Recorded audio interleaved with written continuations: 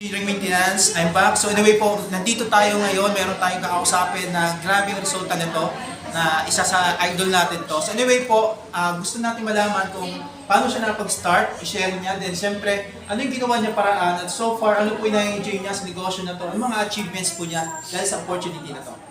Ayan, thank you sir. So, hello everyone. By the way, I'm Rain Capo. Dati po akong empleyado, dati po akong nag-abroad din. Then after that, nakilala ko ang negosyong ito dahil lang po sa pag-refer ng friend ko. So 6 years na po ako nag-i-enjoy, kumikita sa negosyo. Ito na po talaga yung source of income ko.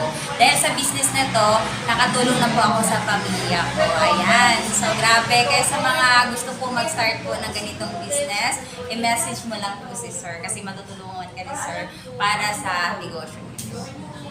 Thank you. Thank you. And with that po, siyempre, pakinggan natin si ma'am. Kung ikaw po ngayon na nakikinig ngayon, pwede mo siyang umpisahan at gawin mo itong negosyo na to. Kung ikaw isang empleyado na naghahanap pa ng opportunity or extra income, pwede mo itong gawin. Anyway po, Vincent Redovan, dating Engineering Maintenance, ngayon po Business Consultant. Thank you.